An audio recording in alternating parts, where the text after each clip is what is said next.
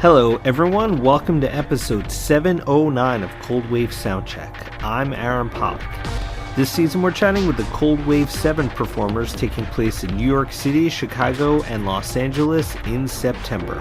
Head to coldwaves.net for the full lineup and ticket links, which include pre-shows, post-shows, and extremely limited VIP packages. This week we're chatting with pre-show performer Lesley Rankine, performing Wednesday, September 12th in New York, Thursday, September 20th in Chicago, and Wednesday, September 26th in Los Angeles. This is Ruby. Silverfish started in 1988, all those years ago, 30 years ago. But and then our first US tour was opening up for Pigface. And then we got to know the guys, and I got to know Martin and Raven and everybody and Chris. And then I started, when they came to London, went to the studio and ended up doing a couple of tracks with them. And when I was out in Chicago, I did a couple of tracks. Can't even remember how many I've done now. But so that was kind of 91, 92. And then we kind of lost touch after that. I left Silverfish in 93, and I decided I wanted to do my own thing, which became Ruby. And I wanted something that was a bit darker and not quite so hard and a bit more kind of textural and melodic and stuff. So that's eventually that's what Ruby became, really. And I did that until about 2000, I suppose. At which point I ditched music completely from Seattle to the countryside in Scotland, and I've been there ever since, burying my head in the sand, trying to avoid the rest of the world. And then I started making music again. I didn't make music for like 12 years, 13 years or something. And I started making music again, maybe 2012 I started again. And then I made an album called Waiting for Light, which was released in 2014. And I'm now working on the next one. Take me through Ruby's career. In the 90s, we put out 2 albums. I was working with Mark Walk, who I believe now works with Olga. So I put out 2 full albums and a bunch of remixes and EPs and stuff like that, and did some other tracks like that. And that was between 95 and 2000, I think. I think the last album came out in 2001 from that era. And then when as I say, I've done another one since. So in the last 20 years, I've released a total of 3 albums, which I think is a fine work ethic. I don't understand the bands that just crank things out every 2 years or so. I can't imagine having that much to say. By the time it got to like 2000, I had been doing music for 20 years, I think, 15 years, something like that. I was kind of sick of it. I was kind of burnt out, you know. And you're right. You run out of something to say. And if you don't have something to say, just shut up. Go do something else for a while. Was there something in particular that made you stop doing music? I'd spent most of the 90s touring. And it had just been tour album. And also I was getting to the point where it was time to have a kid. And I wanted to come back to Scotland and have a kid. And so that's what I did. And I'm a kind of person, like, if I'm focused on something, then I'm all into it. And when the focus goes off that thing, it's totally ditched. So I totally ditched music and was just focusing on having a home and a kid. What was it 12 years later that made you say, okay, I think I'm ready now? I needed another kind of creative outlet because I really wasn't doing anything. I wasn't painting pictures, and I wasn't, because usually artwork is just something, like visual artwork is usually something I do for an album cover or a single cover or something, you know. I don't usually do it just for the hell of it.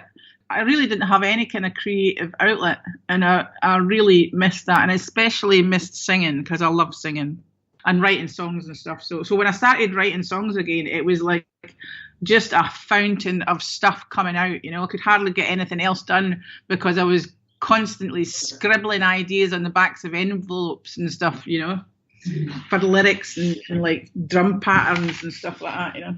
Did you feel like when Waiting for Light came out that you were different or you changed as a person, or did you feel like it just came out exactly the same as it did back in the 90s? No, I think every album's different. I feel different every album. You know, I know that there's a passage of time, and I feel the passage time, both in terms of my own wisdom or stupidity or whatever, and physically and emotionally always feel like I've gone along the road a bit. It always feels different, and making it was always different as well. Saltpeter and Short Staffed were made with Mark Walk doing pretty much all of the production, you know. So, and then Waiting for Light, I started doing it, you know, and I did probably most of the production, got up to a point, and then I started working with my brother. One thing that I've always wanted to do is work with him, because he's a brilliant producer and a musician and stuff, and he knows me really well, and we don't fight or anything, you know, so it's really easy. So the process of making the album was different. I'm sure putting out an album in 2014 was a lot different than putting out an album in 2000. Totally. I mean, I didn't have a label, you know, I wasn't interested in. I don't know if I probably am now interested in having a label, but at that time certainly not. And also, I was working. I mean, I've always worked on my own, even in the early days of when we were working on Saltpeter. I would have my own computer set up and doing my own thing in private somewhere, you know, or Mark would leave the studio and leave the recording of the vocals and various other things to me. We hadn't used a tape since 1992, I don't think. And it's always been digitally and in private, not in a kind of studio situation, really. So, I mean, that hadn't changed much, because I'm Waiting for Light I recorded up in the spare bedroom on a laptop kind of thing, you know. I think in terms of maturity, it is probably different. I don't know, maybe not. I don't seem to be maturing quite as much as I should, maybe. For Waiting for Light, did your experience as a mother, did you feel like that came out thematically at all? Oh, definitely. I mean, there's definitely some songs that are written purely about being a mother, in particular a song called Fireweed that I wrote about my son, you know. So I think, I mean, there's maybe a depth of emotion, there's definitely a depth of emotion that's there that wasn't in the first two albums. And I suppose the subject matter is very personal. And there's a kind of melancholia as well, especially in this new stuff that I'm working on. I really need to brighten myself up a bit, because it's bloody depressing. Tell me a little more about this. Are you still in the early stages? Do you think you're going to have something out, you know, sometime in the next year or so? Yeah, probably. I've been saying this for 2 years, though. People keep saying to me, "When's the next album? How's the album going? How's the album going? And how long is it going to be until you finish it?" And I'll keep saying, "Oh yeah, like a month, maybe a couple of months." You know, I've been saying it for 2 years. So you're not forced into a studio. You don't have to knock something out. But then it also, you know, people that are waiting for it could just go on forever sometimes.